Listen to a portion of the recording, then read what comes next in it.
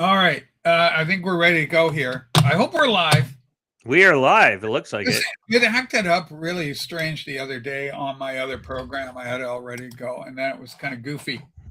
Let's go upcoming. Okay. Yeah, we're here. Yeah, like me.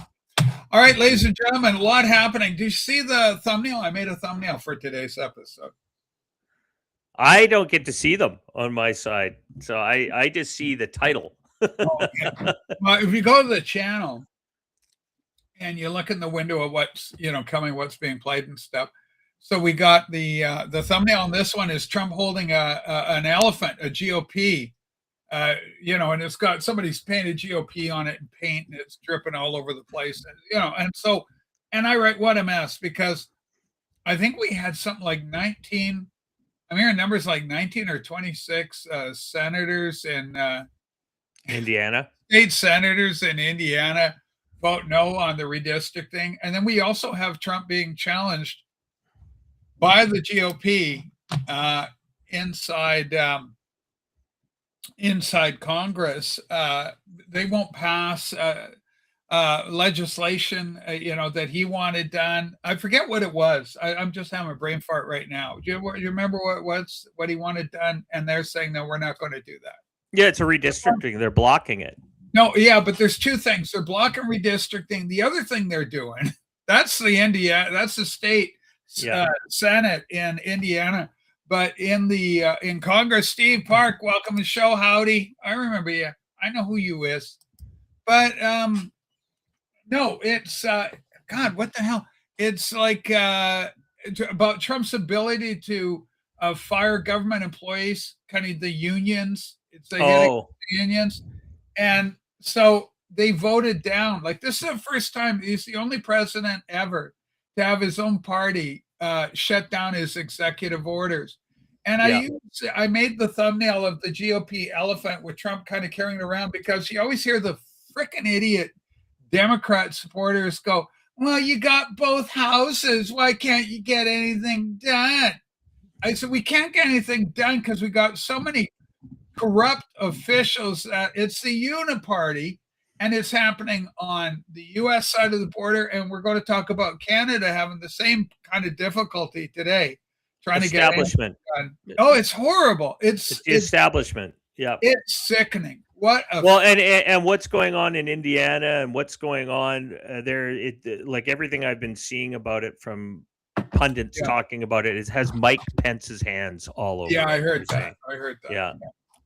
So he's going around getting these guys to try and derail MAGA completely.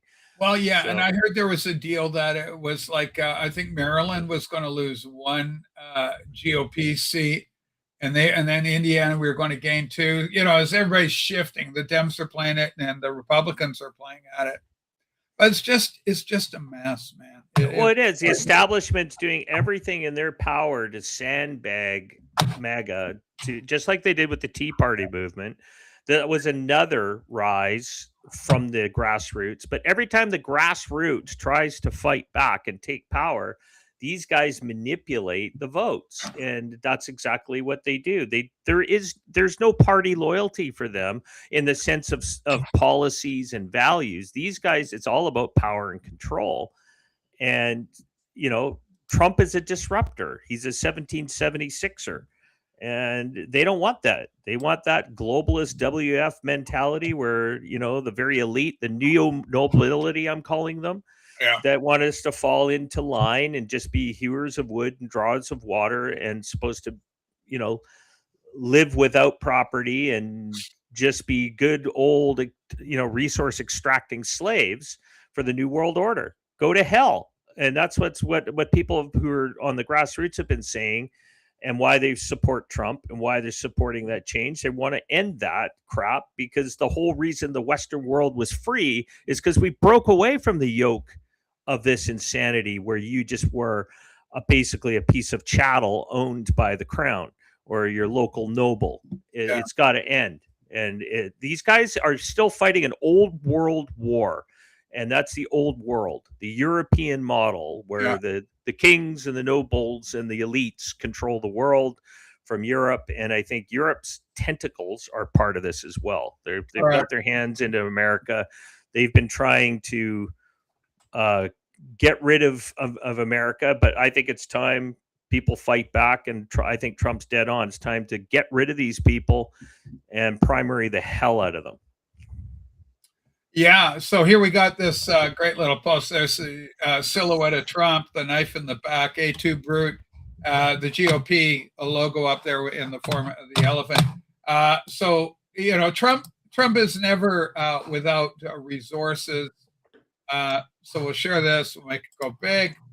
And let's see what the president has to say about all this. Give him some volume. Here we go. It's funny because I won Indiana all 3 times by a landslide, and I wasn't working on it very hard. Would have been nice. I think we would have picked up 2 seats if we did that.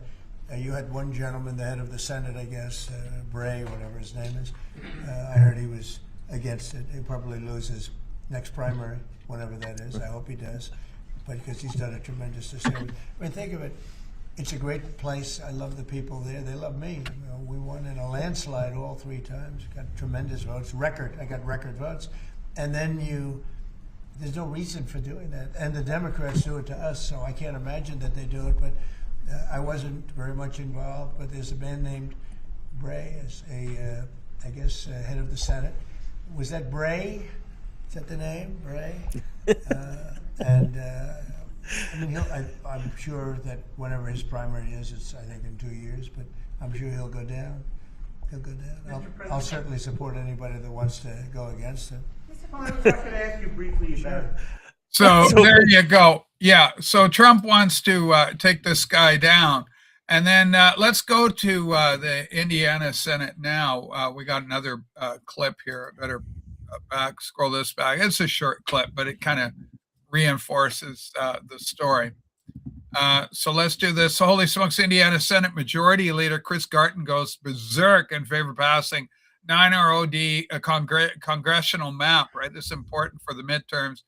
Safe streets are political, affordable electricity political. Well, he goes on. It's only a minute. Let's see how he gets on. We'll make him big and give him due process here. Here we go. Some will say these maps are political. Let me be clear. You're damn right they are. Political policy is political. Safe streets are political. Look at Indianapolis. Affordable electricity is political. A drug-free Indiana is political. Peace in the Middle East is political. I dealt with it firsthand. If drawing a map that secures 2 more seats for the Republican Party means that we continue to see overdose deaths drop by 20%, then I'll draw that map every single day of the week and twice on Sunday. If drawing a map means that we'll continue to see a 93% drop in illegal immigration, then I'll sign it with a smile on my face. We're not here to be neutral arbiters of decline. We're here to be active agents of American greatness. So I ask you. All right. So a couple of, we're kind of getting the sense of what it's all about there, Blake.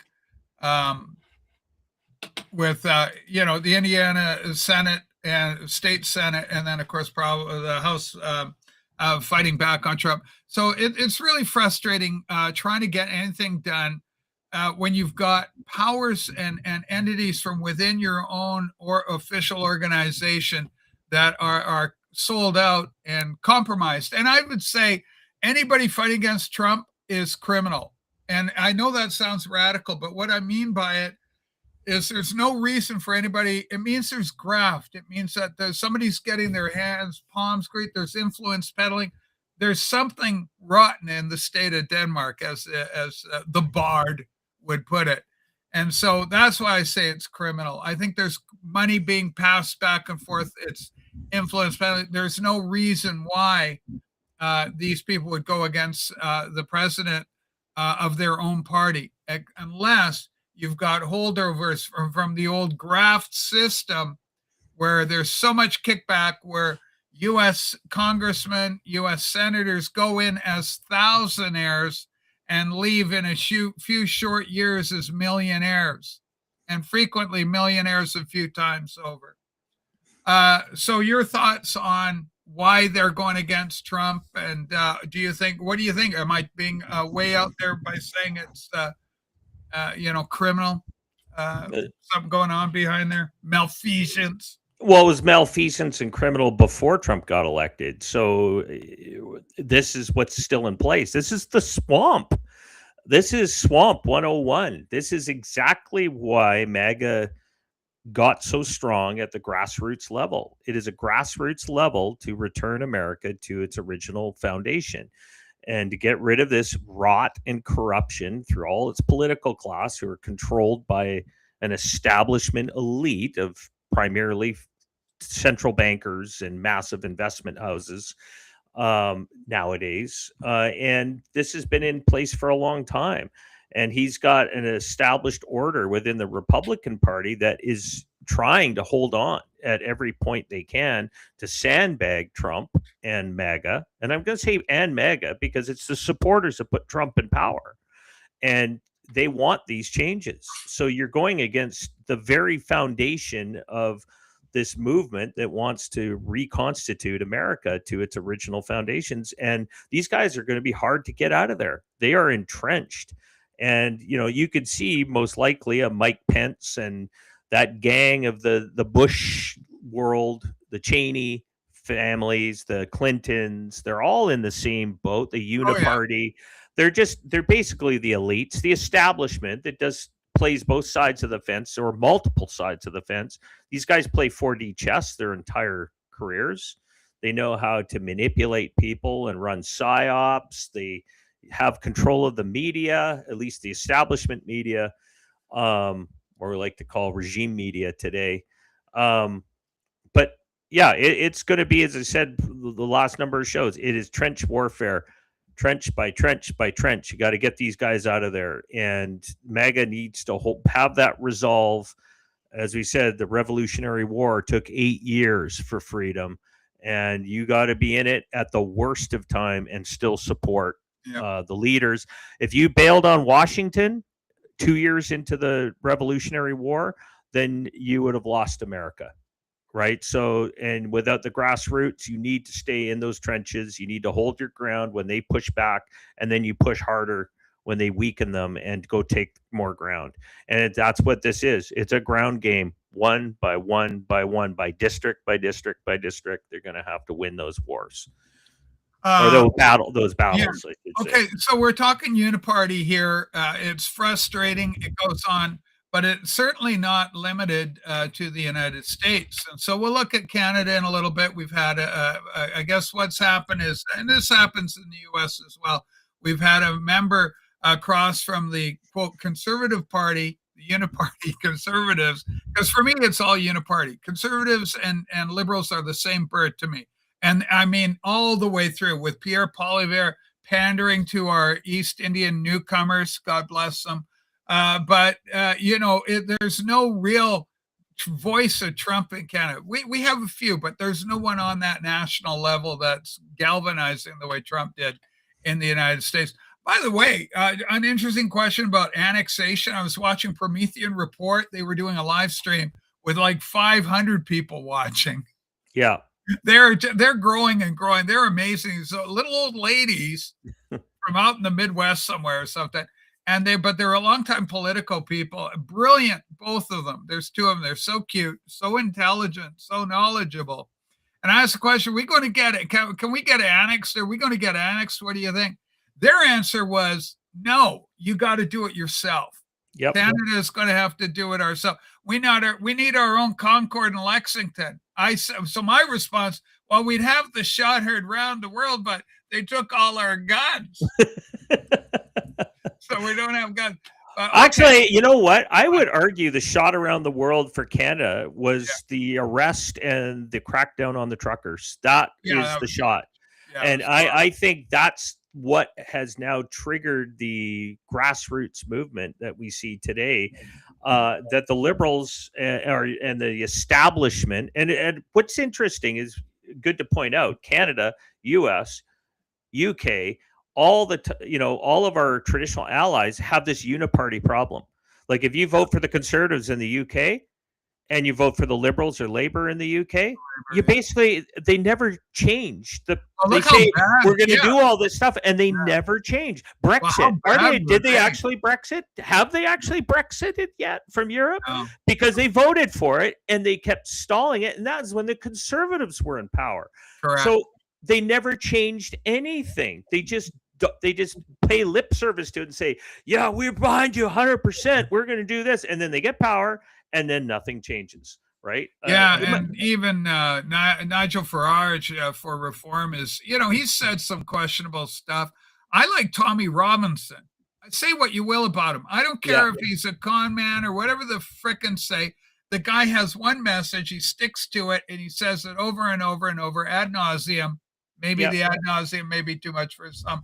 I like the guy. I agree with him. So, God bless Tommy Robinson. Guess they're suing him now. They've thrown him in jail. They've done this. Now they're trying to hit him financially was the latest thing. I saw a little bit. But there's uprising going on there in the UK. They're going to fight and push back. I think we're seeing a lot of these changes. Like you point to Canada, it's the same problem. We're going to see those changes. Except it's going to happen similar to the United States. I don't think Trump saying Canada is the 51st state is the answer. The answer is, much like America, it will be colony by colony. And in this case, province by province. That's what's going to drive it. Well, we'll see what happens. We got some news on that a little later in the show. Boy, it's just a busy news day. Here we go. These kids are doing what you and I are doing, Blake. Let's give them a spin. It's a real Collagen is the guy, Real Collagen. Let's see what they have to say. Make sure we got volume. Here we go. I predicted this a month ago when d'Entremont left and joined the Liberals. How long before another one does it? Another member of the Conservative Party has crossed the floor to join the Liberal caucus. Now Carney is within one seat of a majority without ever having to call for an election. That's wild, man. I get it. Crossing the floor has a long history in the parliamentary system, but there's something wrong when you get a majority that way. It's just power brokerage. They got offered a deal and they took it. This is where you and I disagree. It ain't a deal. Carney got something on him. This shouldn't be legal. You should not be allowed to be elected a conservative and then move to another party during your mandate. You should automatically become an independent, and it should trigger a by-election. This is unprecedented in Canadian history, where two conservatives have joined the Liberal Party in such a quick succession. Wait, how many is he taking now? Is it 2 he's gotten so far? Or he took d'Entremont, now he got Mott. Yep. It didn't benefit him to get those 2. He needs 3, right? There's no point to having 1 seat shy of a majority. That's the plan, right? He wants to get a majority. Do you not remember the video I played on the show? How many seats do you need to have a majority? I can't remember. Do you want to answer? Maybe a couple. Just a couple. Just all right. a couple. Yeah. Thank you very much, Prime Minister. So call your local MP if they're not a Liberal and tell them. This is insane. He talked against the Liberals a month and a half ago. They don't believe in Canada because they don't believe in our borders. They believe in a 2-tier immigration system. And now he's part of them. What's changed in the past month and a half? Michael Mott, what the Carney have on you? Okay, so there's their take. And then we got this, Blake. Let's share this here. Table Saw, the guy you follow, I follow him. If you understand, Carney getting a majority by backdoor defection deals is rocket fuel for cessationist movements, right? Alberta looking to get out, Quebec maybe. They talk a big game, but they never seem to move. It's a literal proof that the West can't vote their way out of it. You cannot vote your way out of this. So a couple of thoughts I want to add to the discussion before I turn it over. One is that democracy is effectively dead. I think it's been dead for a very long time. They do this like when we had the situation with the Trudeau government with a minority government got propped up by the NDP for how long? 8 years? I mean, I don't know how long that lasted for. It was horrible. In British Columbia, the Liberal Party won the election a couple of elections ago, but they had a minority government, so they got bounced right out by having the NDP and the Greens join together, neither party by which independent of one another could have done anything to form a government. So effectively, the voice of the majority is put to the sidelines.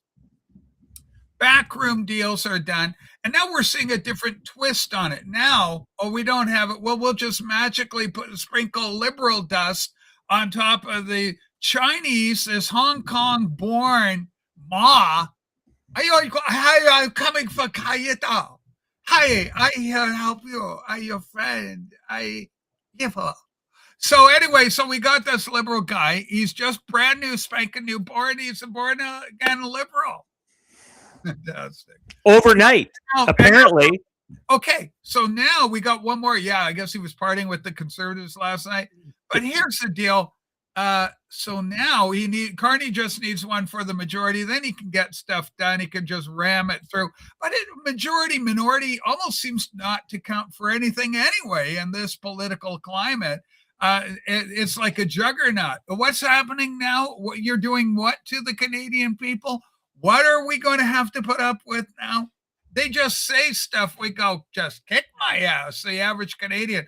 I said something to the effect that the only people that there's no consequences for anybody in Canada right now.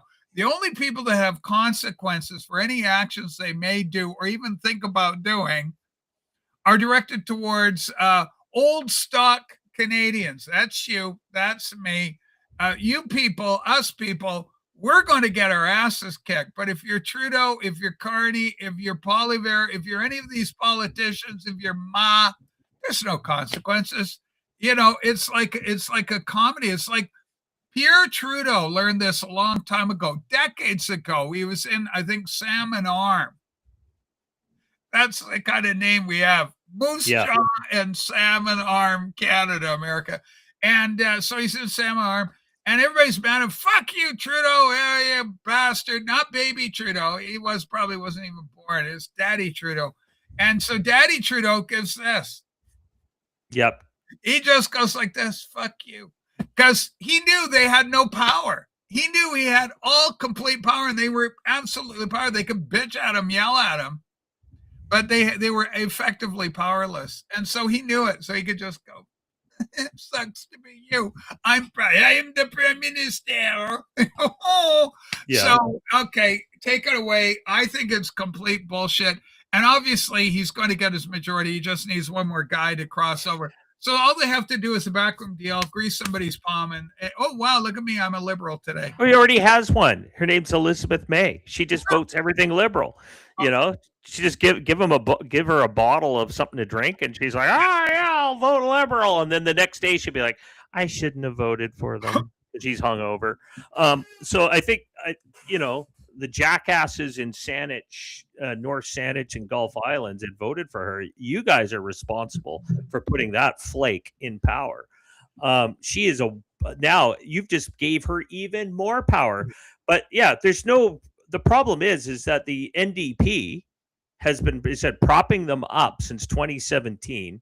That's how the Jagmeet Singh became the joke that he was just dragging it out so he could get his gold-plated pension point. And as soon as he did, all of a sudden, I think I'll step down as leader and drive around in my high-end expensive cars because I went into this and became a millionaire as well. Yeah, he's another one that made a lot of money. Yeah, exactly. And I think this corruption, that's the problem. That's the power of this elite that control it all, and all sides of the borders. It doesn't matter where you come from, especially in the Western world. The establishment wants to maintain the order, and when they want to change something, you better change, or else they will do all the things like they're doing to Tommy Robinson. They will destroy you.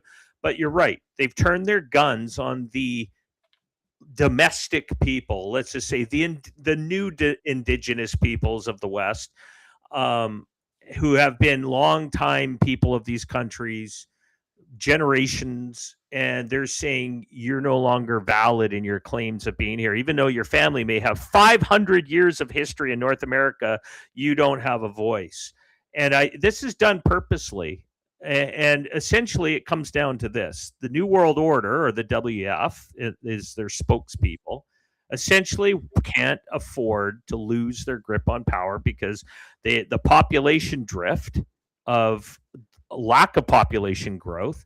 They need workers, cheap workers. So they're in a desperate plea to hold on to their power, their finances, their global geopolitical positioning by importing millions of third world workers who are cheap and easy to replace and don't hold any kind of patriotic notion. So they will just go to what feeds them. It's like moving a whole new cattle herd amongst another cattle herd and trying to merge them in, but one's cheaper than the other, so you can get rid of the old one because they're not cheap. They're expensive. It is about dollars and cents. Dollars and cents is what these guys are. They're bean counters. They make trillions of dollars managing all these economies. So this is what we're up against. These guys want to do their Agenda 2030. Replacement is not a theory. It is a fact. It is not some kind of conspiracy theory. These are documents written by the United Nations. These are pushed by the WF elite. Guys like Klaus Schwab, he was not kidding when he said we are going into an angrier world. They're creating the angrier world because they're trying to maintain their power. The old world of Europe in charge of everything through their central banking systems, which then, of course, moved also with the United States, they can't let go. They want that power. They run the establishment. They run the uniparties. They run the media, the mainstream media networks. They control the messaging. They run the psyops. And to make these kinds of changes is a monumental effort for little old me or little old you or little person, all that. But collectively, we could do something about it. And what you're seeing in Canada is this the whole notion that we actually have a democratic system. Yeah, sure, on the pages it looks like democracy, or you get to elect who you want to do that, but they don't. They manipulate it. As I say, when you're playing all sides of the fence, these guys are like they're hedge managers. They know they don't put all their eggs in one basket. That's what they do. They put in multiple different businesses, and they know maybe 7 out of the 10 are going to fail, but the 3 that do well are going to make them a crap load money, way more than the ones that lose. So they do that with politics and policies. They put money in the NDP, they put money in the Liberals, they put money in the Conservatives. And what happened with Moz is, I doubt it's tied to money 100%. I'm sure there's money's part of it, but the PRC is behind a lot of this crap because they work with the WF, where they're not adversaries of the WF. They are part of the WF. That is the system, and the model they've been championing is the social credit Chinese model that they want to bring around the world. So these guys are in partnership with the Chinese communists because the Chinese communists are running essentially not even really a communist state. They're running a fascist state where the public and the private has merged into one. They are a fascist government. They're not a communist government, and they use fascist-like efforts to get people to bend what they want to do. I wouldn't doubt for a second, because Sam Cooper has been pushing this for a long time, that there's a problem within that riding, specifically Markham, where there is Chinese influence all over it. But the way the Chinese PRC will work is he came from Hong Kong at 12 years old and moved to Canada. So I'm going to say he's integrated into Canada for a long time. So I don't think that's the issue. He's not a newcomer. This guy is established in Canada, but the way the Chinese will work is that they'll just tell him, your relatives over here, they're freaking dead if you don't do what we tell you. That's how the Chinese fascists work. That's what they do. They threaten your family. They'll tell you they'll put your family in jail. They'll round up your uncles and aunts. If you don't bend to their will, your family gets turfed now they just turn them off. They won't be able to money. We'll starve them if you don't give them what they want, because that's what the new social credit system that the WF is promoting, the Chinese system. They'll just literally make them disappear financially. They won't be able to buy food. They won't be able to pay rent. They won't be able to pay their mortgage. They won't be able to be part of society. They get closed right out. But they have been known to threaten their lives and jail family members to get what they want for people in other countries to do what they want them to do. So I think it's a lot worse than that. But the other side of the coin is these WF guys are brutal. Like, they're corrupt to the core. They'll just tell you, say, okay, we'll set you up an offshore bank account, just like Carney's doing with Brookfield, right? Moved it to New York, also has his office in Bermuda. He doesn't disclose any of those. The guy is running around with conflicts of interest all over the place right now. No, he doesn't care. He doesn't care. He met with the Brookfield executives and he was told by the ethics commissioner, don't do it. And he did it anyways. But is anybody going to hold him to account? Are the conservatives going to hold him to account? Is there a police officer going to arrest him for corruption? Never going to happen. So I think that's kind of what we're up against. The best answer I've always felt is that we need to abolish party politics. And I know that goes against a lot of what people think, but I think it's time for the rise of the independents, and everybody run as an independent, and you can cobble together other independents and they don't even have to think like you. Just, we're going to agree that this party system is too easy to manipulate and be corrupt. That but it's so well entrenched with so much financial power behind it that I don't see it. Well, in Canada, they actually made it so corrupt that you actually get money. Even if you're a losing party, you just need to win a certain percentage of the votes, and every vote is worth like $1 something. Yeah. So if you get 2 million votes, well, you just got $2 million for being a loser party. Well, and if you aren't outraged enough, this is perennial for Canada. 2026 equalization payment details just dropped. Disgusting. These just robs the West while also stripping them of political power. So this is where your money that comes out of the provinces go. British Columbia gets nothing from Canada. Alberta gets nothing from Canada. Saskatchewan gets nothing from Canada. Manitoba gets $5 billion. We got Ontario with $406 million. They're the big winners. 13.9 billion goes to Quebec. Huge winners. Yeah, Newfoundland gets 182 million. Nova Scotia looks like they're getting 3.5 billion. Prince Edward Island 723 million, and New Brunswick's coming in with 3.3 billion. So it's all tipped, like the money, you just shake Canada, turn it over, and all the money just flows west to east. It's absolutely disgusting. Well, just like we talked about on Tuesday, the biggest problem we have is that our trade system got corrupted when the East took over the West simply in 1871, when BC should have never joined Canada. And there was great arguments back then prior to 1871 and 1868 when they had the Yale Convention and they discussed this. But the funny thing is, this is what drives me crazy. The politicians voted to join Canada, right? Yet they tell you, the politicians can't vote you out of Canada, that you need referendums and all that kind of stuff. What kind of BS is that? If my political people that I've elected to go in there and say, Canada is a bad deal, we're leaving, you don't need a referendum. You didn't need a referendum to get in. Why do we need a referendum to get out? So that's what I would say to Alberta. If you want to get out, just vote to get out. Tell Daniel Smith to just hold a vote in the House or run an election and get people in there that will vote to exit Canada, because right now that map has been the same for decades. The West is the hewers of wood, the drawers of water to make the central Canadian elite, the Laurentian elite we call, rich and powerful, and they will never let go of power in this way in Canada until somebody breaks it. And it's going to happen. They're going to have no choice. I just think that part of this is still tied that the fall of Canada is fully into effect right now. And it's almost like they don't care. It's like, let's just see how extreme we can go and how crazy we can be, because it doesn't matter, because we're looting everything out right now because we know Canada's time is short. So let's grab what we can. The Laurentian elite are just trying to grab and control and redistribute their wealth somewhere else, or let's just say put it in other places, because they know the Monroe Doctrine is going to be in a full effect in Canada. And that's what, if anybody understands what that is that the Monroe Doctrine simply is that America made a point to the rest of the world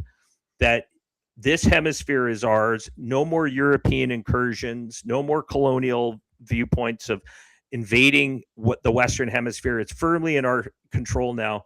And if you want to come over here, we're going to kick the crap out of you. And that was basically what I think Trump is doing. He's reinvigorating the Monroe Doctrine. I think these guys know their time's short. They're running out. I think they're banking. And here's why I think Carney's a double agent. He's playing both sides of the fence because he's all about the money.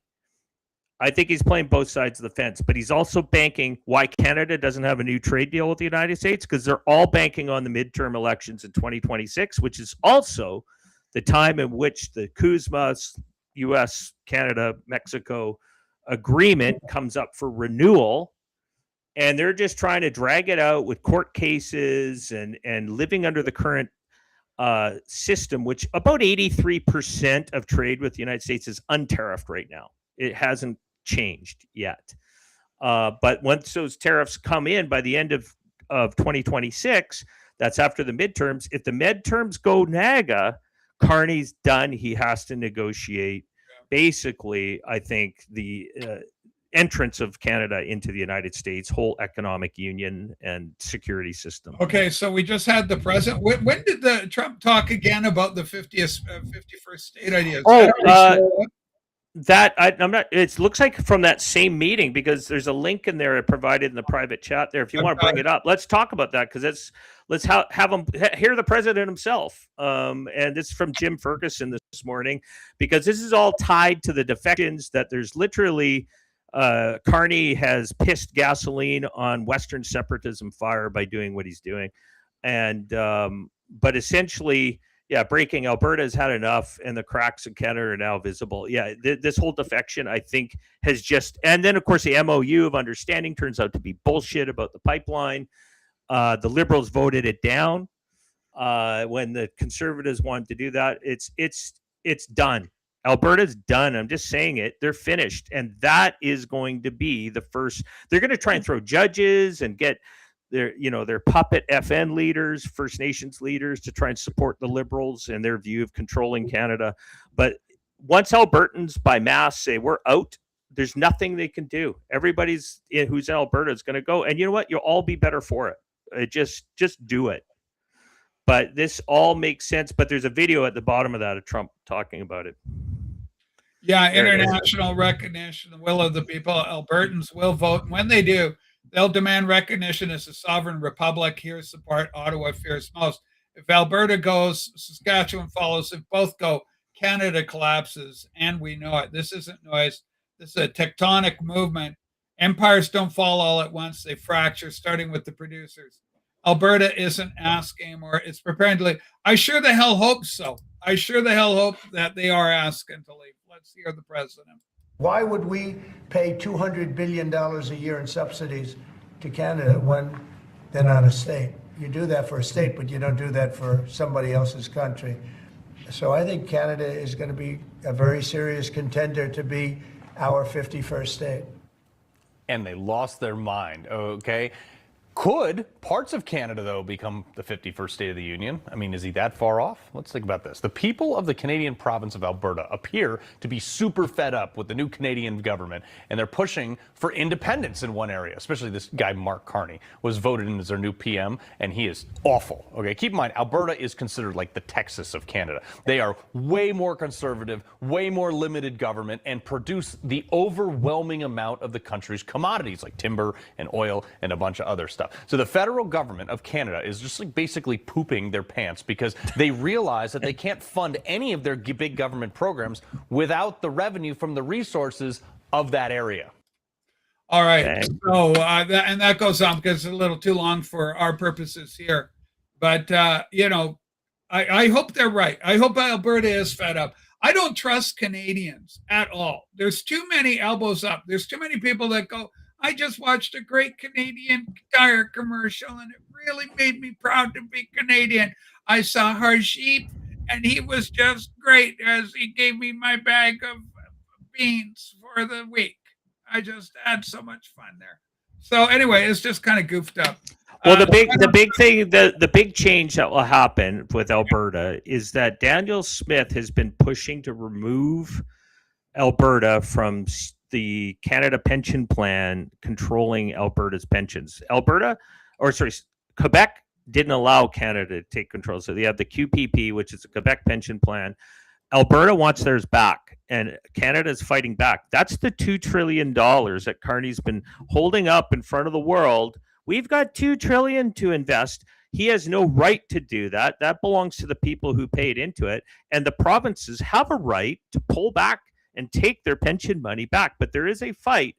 If Daniel Smith is successful in getting that pension fund over to Alberta, that is the final nail in the coffin, because those elbows up people who are primarily all tied to Canadian pensions, that's why they're doing that. They're all scared because they don't want to lose that money is going to be secure in Alberta, which means their pensions will be protected. So then there's no reason. And apparently somewhere in the number of 20 billion a year goes to Ottawa out of Alberta. They get to keep that money now. It doesn't go to Ottawa to be redistributed from that map that we saw. It goes straight into the pockets of Albertans. They'll have much like Alaska, they could set up a Alberta royalty fund to locals. Alaskans get a royalty from oil revenues, just like Alberta could do that as well. So there's all the pluses are there. The only thing, as I said, is where I wouldn't trust is Canadians, is that the corruption at the electoral level. Are you prepared to bring in scrutineers from the United States? Because that's what's going to take. Because you got to say, we got to bring people in who are going to watch these guys not cheat, because they're bringing in systems. You and I follow the remanded. That guy's doing a bang-up job showing you exactly what's happening here locally in British Columbia and how they corrupt these. It's the same situation that's happened in the U.S. It's the same technology, the same way they cheat on these elections. And I'd be afraid, just like they did on the Quebec referendum, the Liberals cheated on that one as well to get that 1% they needed. It was literally that close. It was 49 to 51. It was so close, and all they would have to do is stock it full of people that shouldn't even be allowed to vote to give them a vote. And that's what you got to watch out for the judges. You got to watch out because they'll use their puppet First Nation leaders to block it. They'll block it in any way they can. But this is the problem, is like Albertans, you need to be ready to just force it through. And I mean by force. You just tell Ottawa, screw you, we're out. Make a vote in your legislature to leave. Forget a referendum. Just leave. Okay, and here's they didn't have referendums during the colonial period, the 13 colonies. They did not have referendums. That was all votes in their legislatures. So just vote in your legislature. Breaking, Alberta independence just took its biggest step forward yet. Bill 14 has passed, received royal assent. The APP has officially filed to launch a citizen-led independence referendum. Signature collection begins in January. The independence movement is now officially live. Game on, the independence movement going live. And, it's got the image of the people with the Alberta flags, et cetera. Keith Wilson, KC, historic milestone reached. Now we build a compelling case for Alberta's independent future, one strong enough to win a clear majority in October 26. I've launched a YouTube channel. Keep everyone up to date, blah, blah, blah. Keith Wilson, constitutional lawyer. So things are happening. I mean, there's obviously, what our version of the Patriots, that are fighting for independence. But like you say, Blake, Canada will not allow them just to waltz out of there. I don't know what the hell's going to happen. Is America going to come to our defense if Alberta does, in fact, they get the vote, everything's there, all the ducks are in a row, and then Canada has to clamp down. I don't think Canada is going to allow itself to be put, and by Canada I mean Ottawa, is going to allow this thing to look that way. I think the fix will be in with the voting. It'll be close, but it just ultimately, it's not enough people wanted to leave. Everybody. So. Well, I think it will be different. I think this time, as long as Trump maintains power, because I think Trump will say, leave them alone. You guys step in, we step in. So let them have a democratic vote on what they want to do and stay out of it, because we will recognize an independent Alberta. And Canada, that's the thing, is the desperation. Canada's history to the West is dubious at best. They barely held on to it. The only reason why and I say the history that we hear in Western Canada was the March West, right? The Great Northwest Mounted Police March West. Well, no, that's not. We had a Western colony here in Canada called British Columbia, and it wasn't part of Canada. We had our own colony, our own country, essentially tied to the British Crown. But the March West was all because Canada had no control of the West. And after a massacre happened with, when the Sioux destroyed George Custer, a lot of the Sioux had received arms, repeating rifles, in Western Canada. They were trading it in Fort Whoopop. They would come across the border because back then there wasn't really a border. It was just all wildlands and forts and fur traders. And they essentially could come up and trade furs that they would get for rifles. And they got repeating rifles. And that's why they were able to just, in overwhelming numbers and proper armaments to defeat George Custer and the 7th Cavalry. And why that's important, because it was right after that all of a sudden Canada had the Great March West with the Northwest Mounted Police to bring order there. Why? Because otherwise the Bluecoats would have been marching across the border and taking control of the territory, because one of the international standards are to take over territory and declare it as your own is if it's unorganized and in disorder, right? So Somalia would have been actually a great argument for countries to invade it and say, we're just going to take it over because it's total chaos. There is no established order there. There is an established nation. They are in a state of chaos. And that's kind of what the Wild West was for a long time. It was disorganized territories that were, and I think had Canada not sent that out, the Western Canada would have become Western United States. It just would have happened. That didn't happen. Well, we almost had it in British Columbia. It was so close. We had the gold rush, and there was enough Americans here that literally they even talked about annexation of the British territories because they were already doing it. They did it in Oregon Territory. Then they had the 5440 or fight. There was tens of thousands of American miners here, many of which were former militiamen. Who had armed training, who said they could take the ground at any time back in 1858. The president at that time was Buchanan. Buchanan was an expansionist, but there was a few things that were coming on the horizon that prevented that, right, at that time. You had an uprising beginning. John Brown was beginning his, raids in Missouri and Kansas. And you had the Mormons took 1/7 of the U.S. military to focus in on them because they were going to go to war with the Mormons.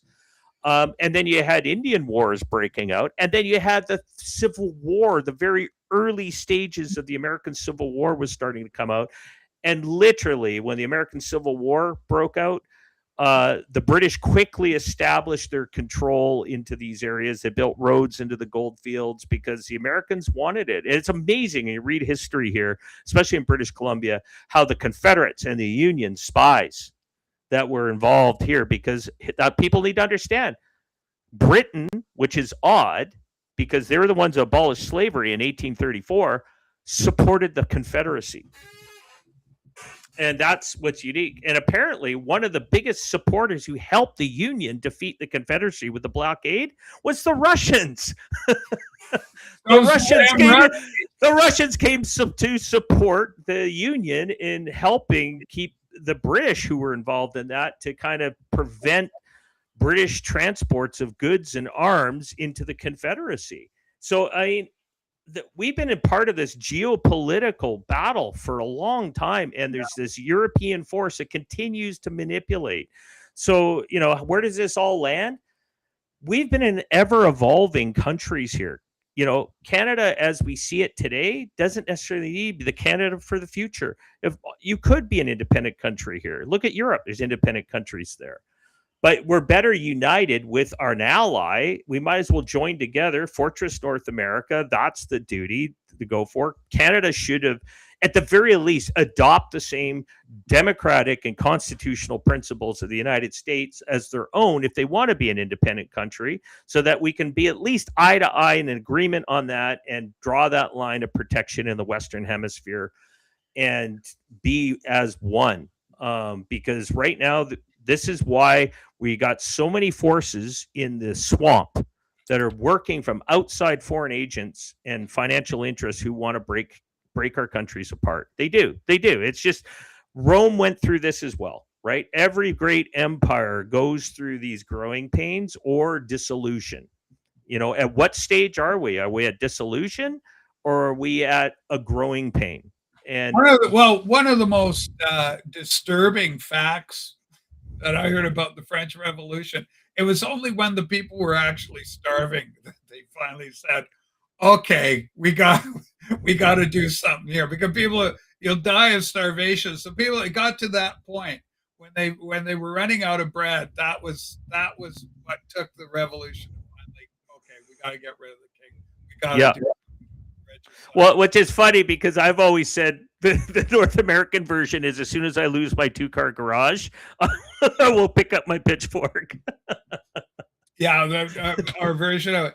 So enemies from within, enemies without. Here's another enemies from within story.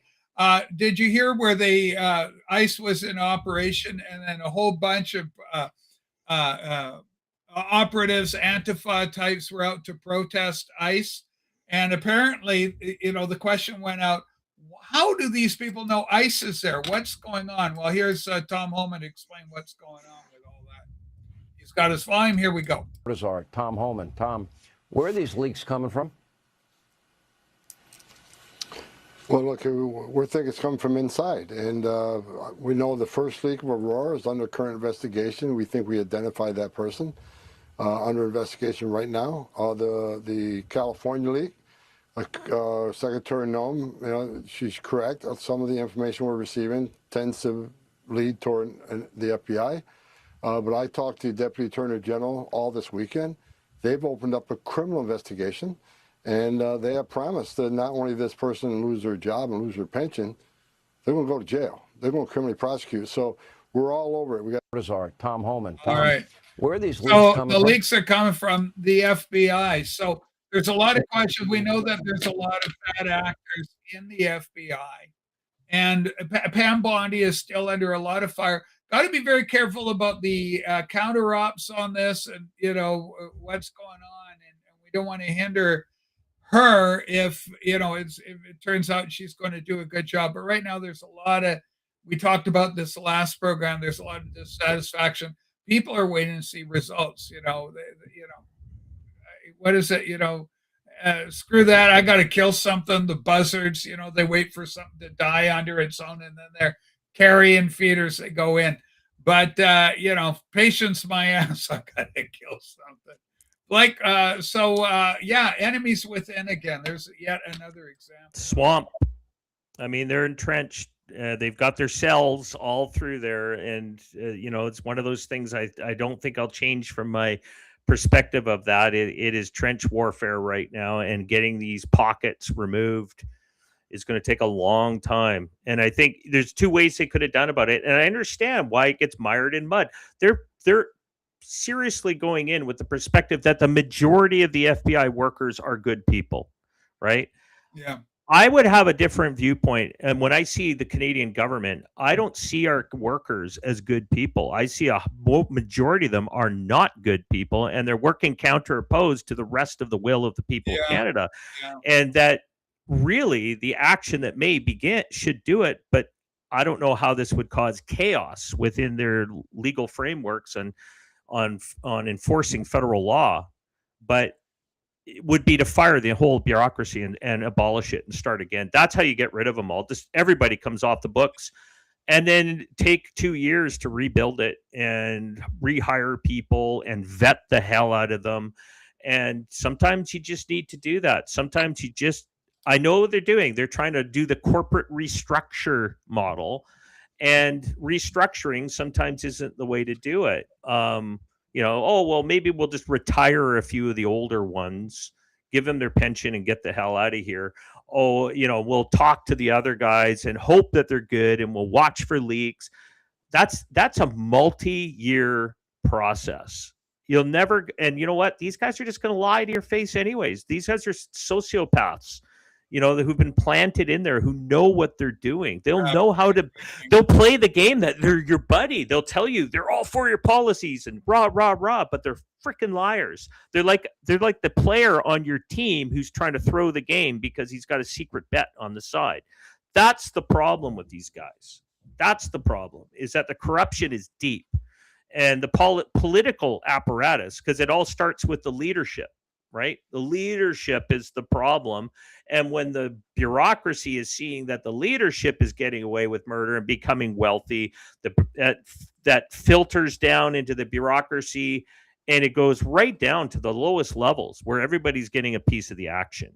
And that so means the whole thing has to either be blown up and start again, or you got to wait years of routing these people out. Years.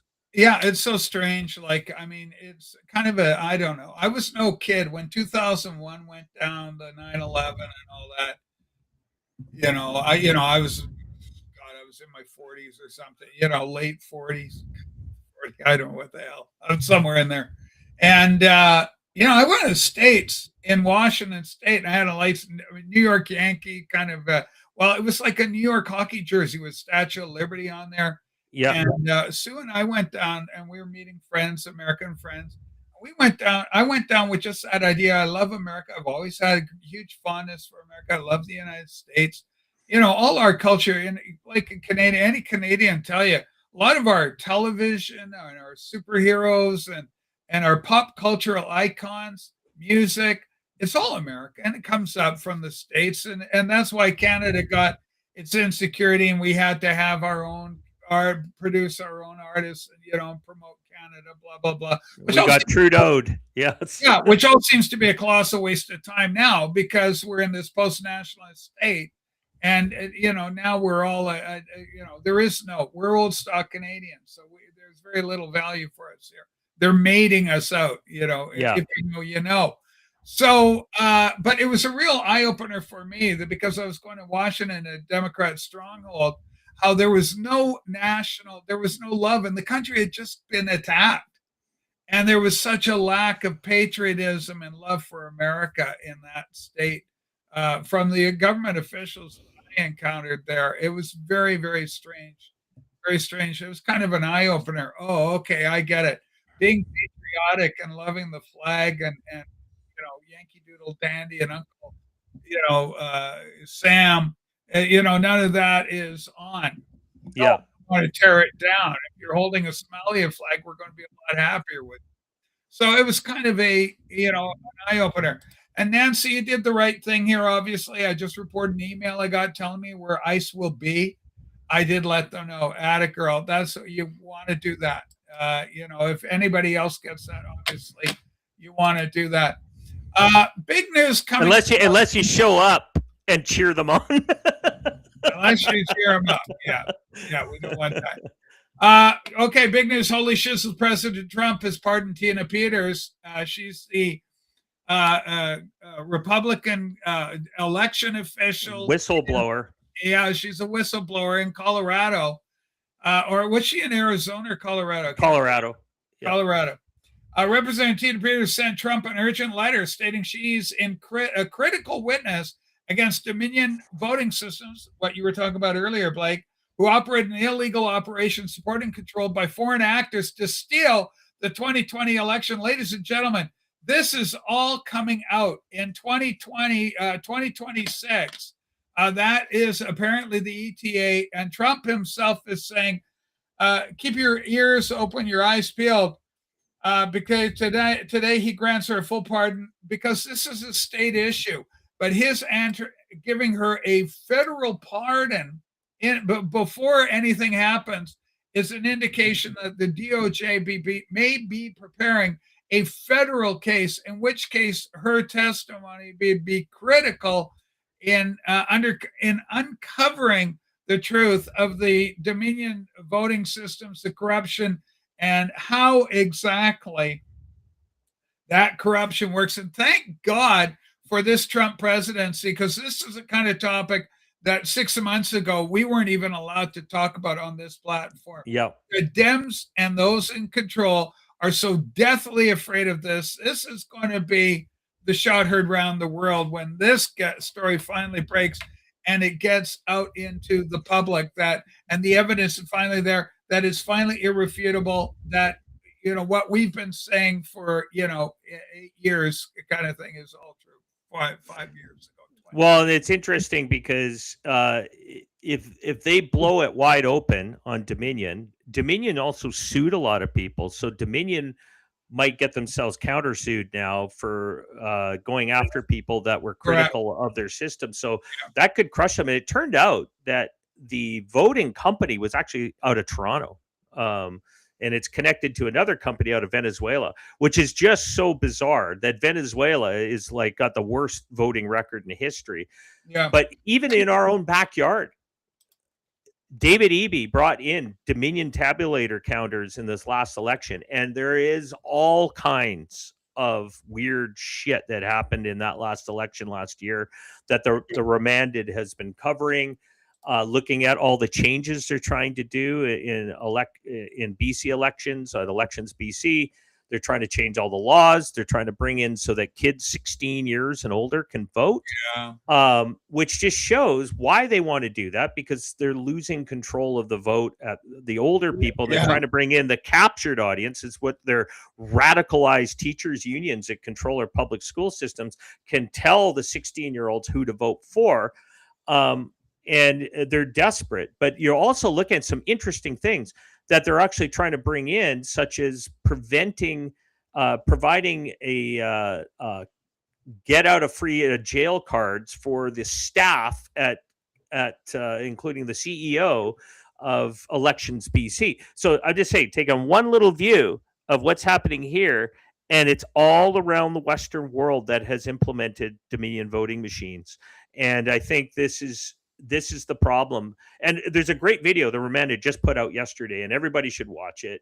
It's about a 6-7 minute video explaining what's going on in BC, but take it and apply it to your own area where these got in, because it's the same shit.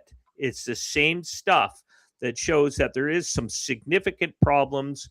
We're hearing from these people, it was all about just making the vote tabulation be quicker.